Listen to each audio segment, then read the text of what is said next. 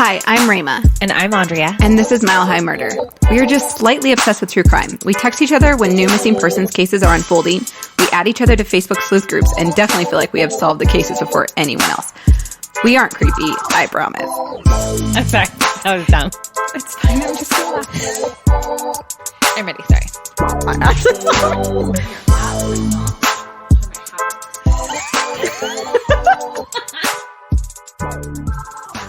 Hi. Hey, Rames. Here we are. Good. Okay. All We're right. here. I'm here. Are you here? I'm here. You look adorable in your workout gear. Oh, don't even. It's great. I love it. Anyways, moving on. Let's talk about. So we have had so many people since we started this podcast request this case. Yes. So many that I don't even remember all their names, and Nope. I'm not going to thank everybody, but thank you. You know who you are. Yep. We've had it in the group and in our Google request document form thing. Yeah, we get emails of requests all the time. Yeah. We just got a new one today. This is a big one. And I didn't look into it. I know the name, but I don't know anything about it. Yeah. Like, and I I stayed knew the away from name. it. It's a name that I've heard too, because it kind of was a bigger case and it was long enough ago and recent things have happened that you probably know the name, but you might not know the details of the case. So I'm going to talk to you about the murder of Tina Turnai Sandoval today. Okay. And her name is Christina, but all her family called her Tina. So, Okay. And some of my sources come from the Greeley Tribune, and then a awesome book called In Tina's Shadow that was written by Sharon R. Dunn. And did you accidentally buy that book? I did accidentally buy that book. I wasn't intending to buy it. It was I could read a couple chapters for free. You know how they do that on Amazon. Yeah. And then I was like, oh, I want to know what happens next. And I click on the buy now thinking it'll tell me how much it would be and I have to approve it because I've never done that before. So I accidentally bought it. So you're welcome, Sharon. I am invested in this. That's awesome. You guys, we don't make money doing this, but we spend money. We do spend money doing this. So you're welcome. Also, I did get some stuff from the Denver Post as well. So was Kirk Mitchell on? No, did he have his timeline because going? He's the best. It was a cold case, but not really. So because he does cold cases. Oh, I didn't know that. Yeah, his are cold cases. Oh, okay. Well, Yeah. he's so helpful. He is. Shout out, Kirk. We do like you. Yeah. You help us a lot, and our listeners. So where was this case? Greeley, Colorado. I can smell it now. And actually, one of the reasons why we decided to finally do this case after everyone has said stuff about it is that Dateline just last week was in Greeley recording and interviewing some police officers about this case in Greeley. Yeah, I got a all caps text. Dateline was in Greeley. I wish we would have known earlier so we could stalk them. Just kidding, Dateline, and we don't stalk you. We just watch you. We just watch you all the time. We just watch you. Creepy. Anyways, are you ready? Mm-hmm. All right. Mm-hmm. So in 1995, Christina Turnai Sandoval, or Tina as her family called her, was 23 years old. She was young. She had recently graduated with honors from the nursing school at the University of Northern Colorado in Greeley. Oh. Yeah. She also landed a job right away and started working as a nurse in the oncology unit at NCMC, which is North Colorado Medical Center? Northern Colorado, yeah. Is it Northern or is it North? It's Northern. Okay. That's what I thought. Do you want me to But in Google the book, it said North. No, it's fine. North Colorado Medical Center. And so I was like, did it mean Northern? No, I'm pretty sure it's Northern. Okay. So though Tina was young and had a promising... Is it North? Wrong. It's North. The book was right. Everybody calls it Northern. Good job, book. You did right. Good job, Sharon. Dang it. Yeah, it's North Colorado Medical Center. Well, no one calls it that. Okay. That was news to me, though, too. I It's didn't know Northern Colorado. Mm-hmm. We are in that. Yeah, it's true. Okay, sorry. Rename your hospital North Colorado right Medical Center. Anyways, so though she was young and had a promising new career that she was passionate about, not everything in her life was perfect. She had recently filed for divorce from her husband, John Sandoval. 23. Yeah. Honey. She was married to him for 3 years. Poor so thing. Oh, baby. They got married pretty young. I actually don't know how old he was. Now I think about it. On October 20th, 1995, Tina left her night shift, so she was doing an all-nighter shift at the hospital, to meet John for breakfast. Her hope was to get money from him to help pay a bill That was $400 that they owed to the IRS together. And so, yeah, by this time she'd filed for divorce. They like had been separated for a little bit, a couple months, and she was living in her own apartment, and he was still living in the home that they had together. And she didn't really say it now. It was the husband. Go for it, Okay, because cool. it's not going to take long for you to find out. Okay. She like hadn't been working at the hospital very long, and so not very many people knew her well there, but they talked about how this night before she was going to go see him the next morning, she was just like acting super nervous about it, and kind of opened up about how she was like, if something happens to me, my ex-husband did it. What did I say? So, yeah, she was afraid of him, and she was afraid the meeting wouldn't go well. So she told her sister, whose name was Susan, that she would call her like after the meeting to let her know that she was fine, basically. So she planned to call her at 12:30 p.m.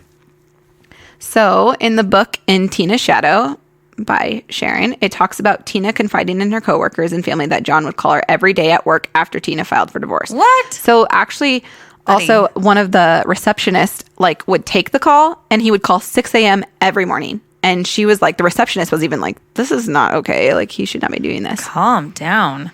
So he was relentless about trying to get her back, and would show up at her apartment and was just really intimidating. But beyond that, John's reputation was of the peeping Tom in his neighborhood. No.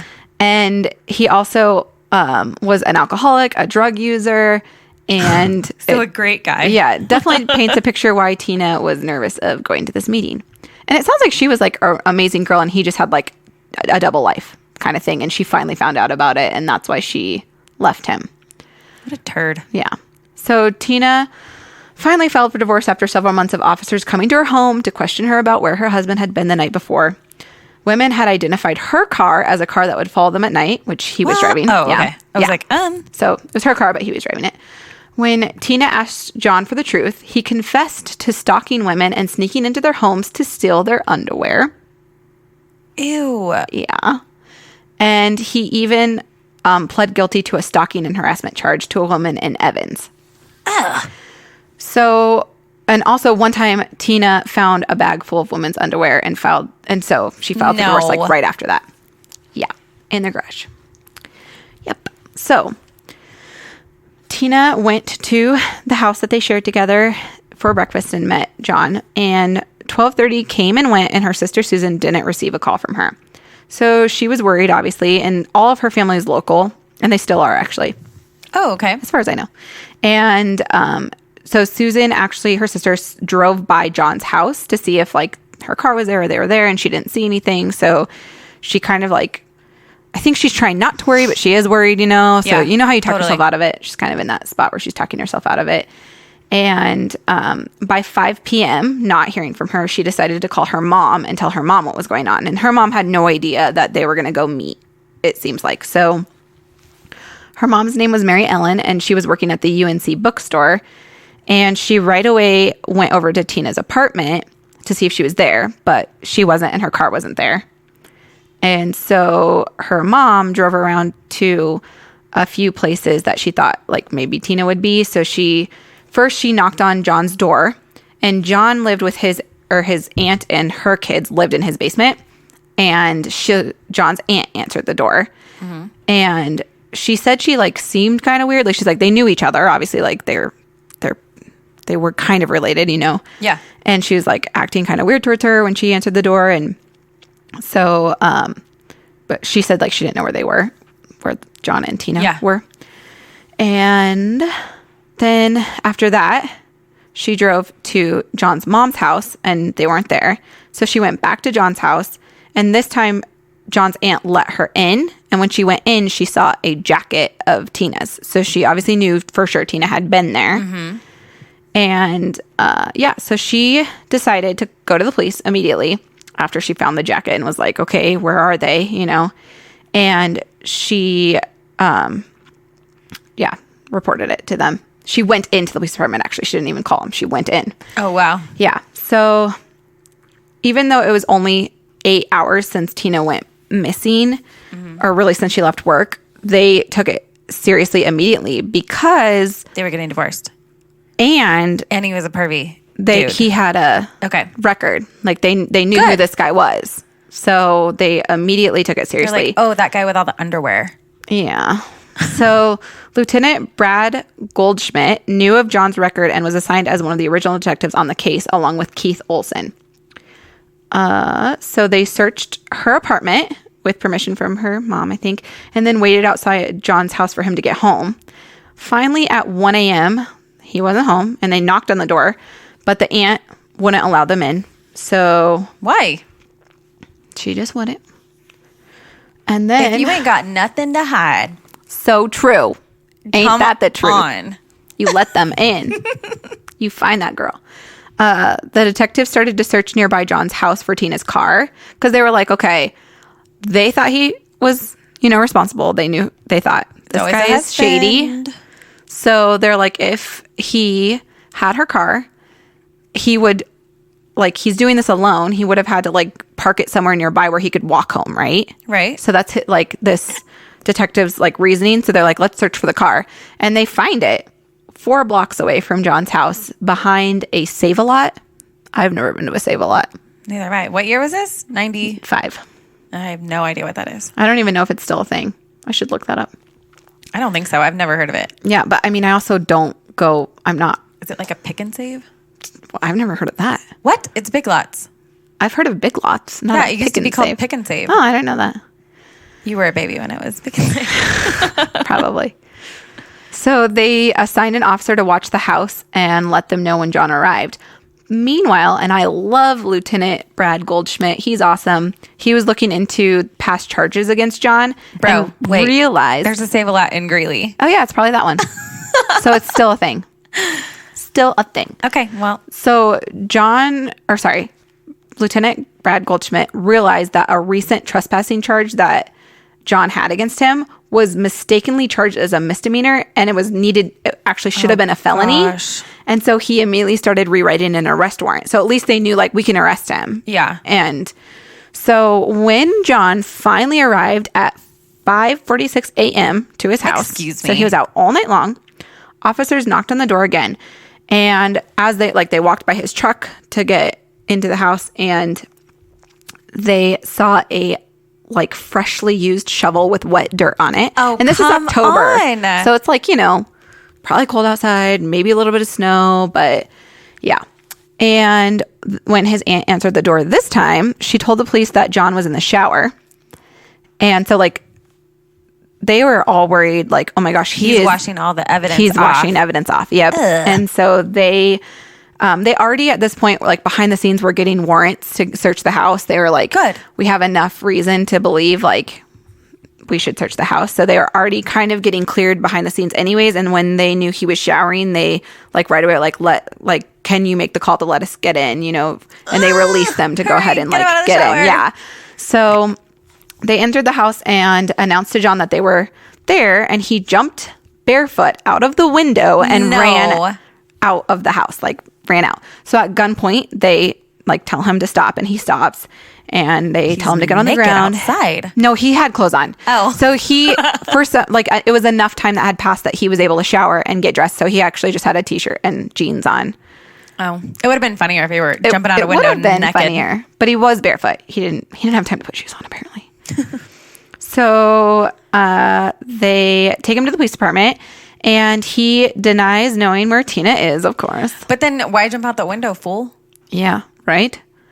Things probably would have gone a little bit differently. Well, not really, but he also probably didn't want to be arrested for anything else. The felony, right? Whatever. I think he did have warrants out for his arrest anyways, at least in the past. Maybe that already, yeah. Ugh. He obviously, him and the police don't have a good relationship, so maybe he's always running from the police. But they also noticed on him that he had fresh scratches on his face and neck. And it happens. Yeah, cats, right? They tried to into a tree or something. Yeah, of course. Or falling down the stairs and you get scratched up. So this makes me mad at him. They go to photograph. I mean, all these things do, but this guy just annoys me.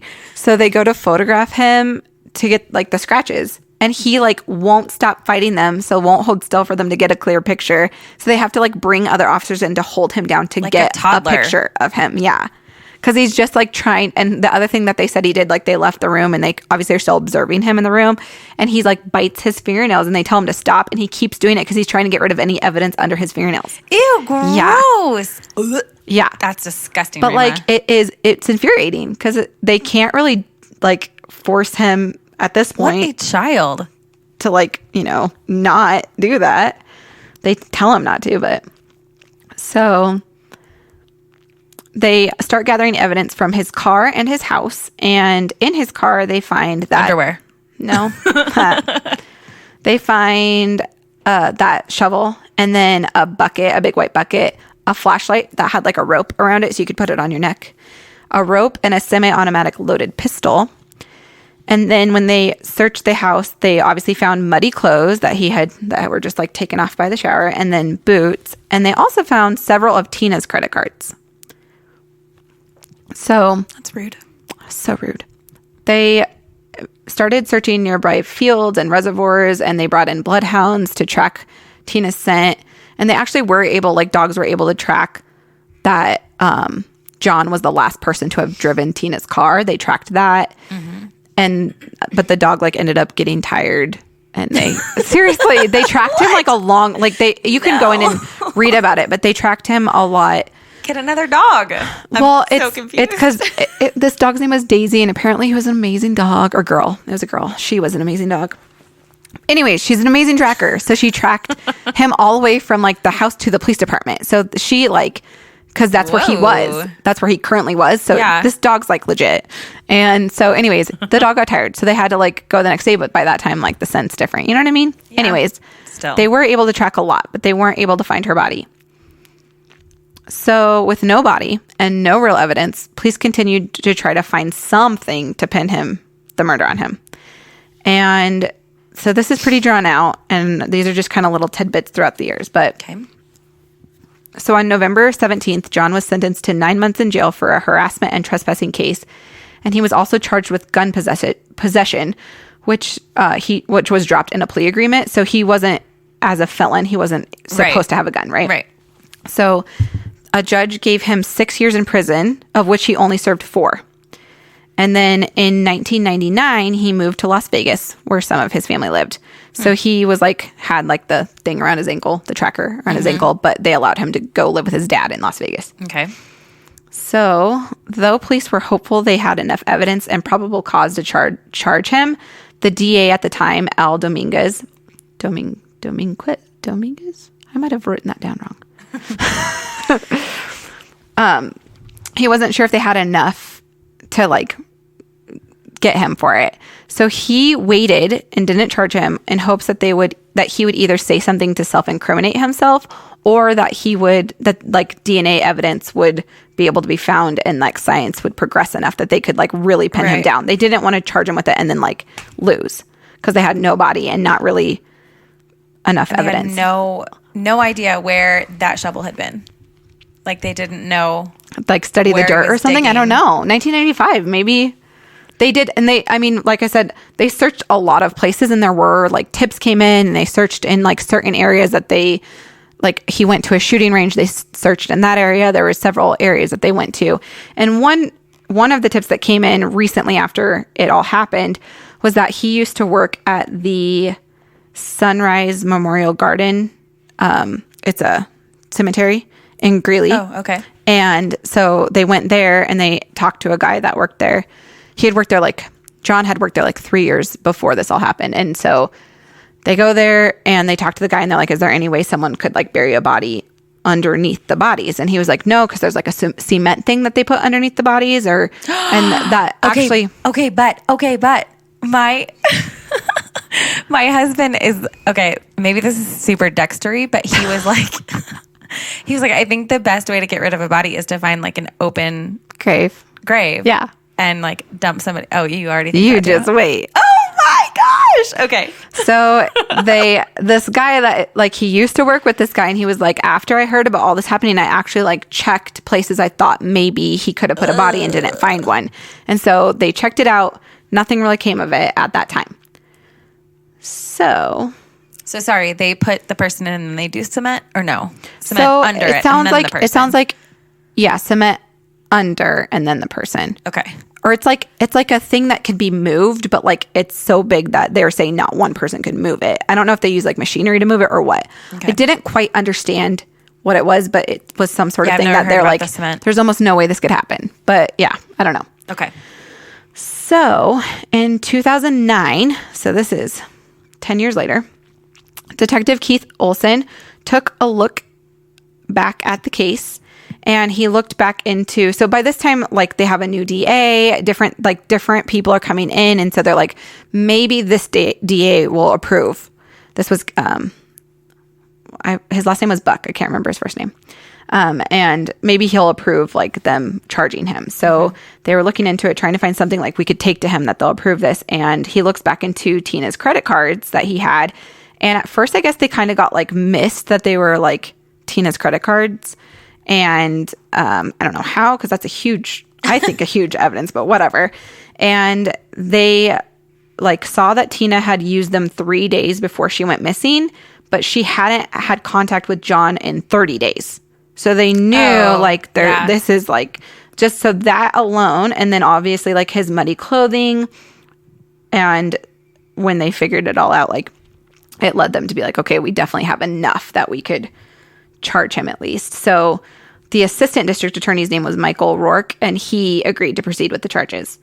So on June 18th, 2009, Detective Olson and Lieutenant Goldschmidt flew to Vegas and arrested John for the murder of Tina. In 2010, John was convicted of first-degree murder after a month-long trial. Whoa. Yeah. But on March 17th, 2016, during an appeal... But I know that there's something else that happened. Yeah. So during an appeal... Wait, what was he convicted? I mean, what was his sentence? First degree. Oh. Sorry. I don't actually know at the time what his sentence was. Okay, that's okay. Sorry, I didn't write that down. We could Google that real quick. Yes, it's catching on. It's catching on. So on March 17, 2016, a judge overturned the conviction because of a testimony that he believed was wrongfully allowed against John, bringing in the like stalking charges in the past, which I think is like, I don't know. Sorry, it's relevant. Yeah. So however, though, it kind of works out in their favor because on January 11th, 2017, the judge schedules a new trial, but on March 7th, John Sandoval reaches out to the prosecutors and offers to lead them to Tina's body in exchange for a plea agreement. No way. So I know, right? Isn't this crazy? Which actually too, and this is like my thoughts of maybe her birthday was March 17th and this is March 7th. And I'm like, did like her birthday coming up make him be like, maybe I should just like let them know? Like he felt bad almost. I don't know. Maybe I'm wrong, but so I mean, he could. I don't know. So John tells police that he wrapped Tina's body in several layers of industrial grade plastic, then drove to a open gravesite at Sunset Memorial Garden. And so the gravesite he worked at, this gravesite was scheduled to have someone buried later that day. So what did I say? Well, later the next day, I guess, because this is like in the middle of the night. Well, that day, but whatever. Anyways. I know what you mean. So he dug 2 feet into the ground below the grave and buried Tina's body there. Later that day, a World War II vet was buried in that same grave. Oh, so my. On March 22nd, 2017, the investigators had to exhume the body of the World War II vet. Oh, bless his heart. So that they could find Tina's remains underneath it. Yeah, but I feel so bad for that family. They found her. Oh, my gosh. That's where she was. Yep. And then on March 31st, 2017, he reached a plea agreement and he forgoed having a trial because of that. Oh, okay. Got it. Yeah. So I don't know what he was sentenced to. Did you look it up? 25 years. 25 years. And he also got credit for 8 years or something. Yeah. He's eligible for parole, like not too when he's far 75, right? Ish. 77. He went to jail when he was 52, I think. He is eligible for release in 2028. That's not that long from now. He gets credit for time served. Yeah. Yeah. But he pled guilty, so. They also, I think they really wanted to find the body for the family, so they could finally. Well, and his release will be dependent on. Yeah. a lot of things. So Yeah. if he's like, you know, not a good prisoner or whatever, like they don't have to release him. Yeah. Plus, if he's 75, then maybe he won't even make it. maybe he'll not make it. Yeah. You know, we'll see what happens. But oh my gosh. isn't that crazy? Did he ever? He did bury. So I don't know if maybe like this cement thing, like someone may know a little bit more than I know about this, but maybe they put it there like afterwards. So maybe he knew and he did it like before that cement thing was there. So he dug 2 feet under, buried her, put sand, and then they put the cement thing, and then they put the other. vet. Yeah. Maybe. Did he ever give a reason for why he killed her? From this book that I read most of And bought. Thank you, Amazon. It sounds like he was still in love with her, and that he was just like infatuated with her, and so he. So you then killed her? Okay. From, I mean, this aunt that who knows if she's telling the truth. She said that he was like making breakfast for her that morning and was like, we're going to get back together today. And so I don't know. Obviously no one knows what happened between them, right? But I know that she did not want to get back together with him and would never. And so maybe he thought we're going to, and then she denied him and he just got angry and killed her. So I don't know.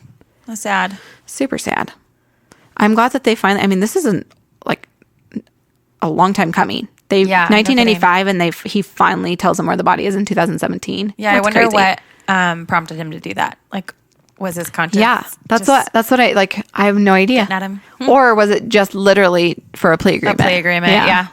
So enjoy your time in prison, buddy. Yeah. Have fun. Thanks for joining us every Wednesday for a new case, guys. If you are a fan of Mile High Murder, consider subscribing and writing a review and sharing with your friends. You can also follow us on Instagram at Mile High Murder Podcast, or search for our discussion group on Facebook. We're always searching for Colorado cases to cover. If you have a case you're dying for us to share, send us an email at milehighmurderpodcast@gmail.com.